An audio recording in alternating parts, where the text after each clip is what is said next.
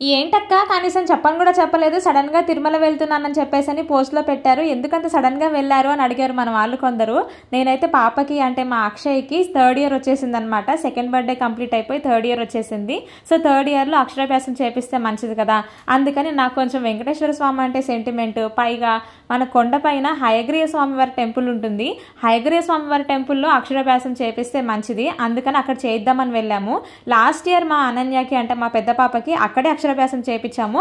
కాకపోతే ఇప్పుడు హయగ్రీవ స్వామి టెంపుల్లో అలౌ చేయట్లేదంట అక్షరాభ్యాసం ఇవన్నీ కూడా, అందుకని పురోహిత్ సంఘంలో చేపించుకోండి అన్నారు, అంటే కళ్యాణ వేదికలో. అక్కడైతే ఇంకా మా పాపకి అక్షరాభ్యాసం అయితే చేయించుకున్నాము. పాపకి అక్షరాభ్యాసం చేయించుకోవడానికి అని చెప్పేసి ఇంకా సడన్ గా అయితే వెళ్ళామన్నమాట, మంచి రోజు ఉందని చెప్పేసి.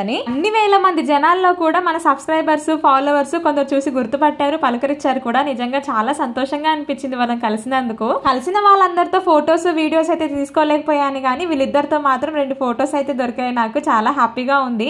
ప్రతి ఒక్కరు కూడా కలిసిన వాళ్ళందరూ కూడా అక్క మేము సుబ్రహ్మణ్య స్వామి పూజ చేసుకుంటున్నాము అని చెప్పారు. మీరందరికీ కూడా త్వరలో స్వామివారి అనుగ్రహం కలగాలని మనస్ఫూర్తిగా కోరుకుంటున్నాను. అన్నట్టు మా పొట్టలిద్దరికి కూడా గుండ్లు అయితే చేయించాను. గుండ్లు ఎలా ఉన్నాయి కామెంట్ సెక్షన్ లో చెప్పడం మర్చిపోకండి.